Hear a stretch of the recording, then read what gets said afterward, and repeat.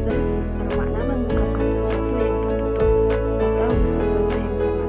Maka, tafsir berarti mengungkapkan maksud dari lafaz yang sukar. 2. Menurut Al-Zarkashi, tafsir itu berasal dari kata tafsiroh yang berarti alat yang dipakai oleh dokter untuk memeriksa orang sakit yang berfungsi membuka dan menjelaskan, sehingga tafsir mempunyai arti penjelasan. Yang terakhir, menurut Al-Zarqani, kata tafsir berarti keterangan atau penjelasan.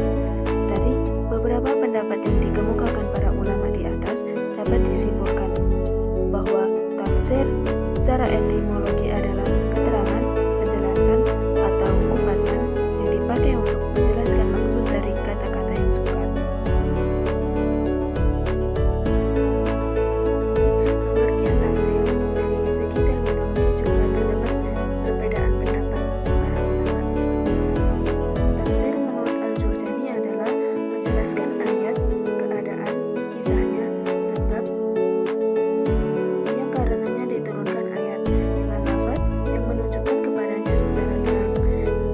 Sedangkan menurut Al-Zarqani mendefinisikan ilmu yang membicarakan tentang Al-Quran dari segi dalalahnya tentang apa yang dikehendaki oleh Allah dengan sekadar kemampuan manusia.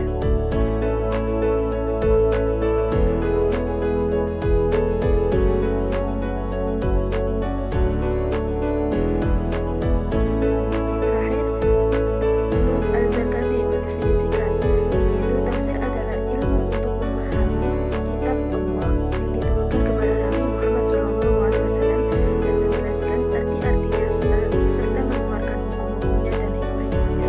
Dari definisi-definisi di atas, maka dapat diambil kesimpulan bahwa tafsir menurut terminologi adalah ilmu yang membahas ayat-ayat Al-Quran dengan tujuan untuk menjelaskan makna-maknanya, petunjuk-petunjuknya, ajaran-ajarannya, dan hukum serta hikmah Allah di dalam mensyariatkan hukum-hukum tersebut kepada manusia.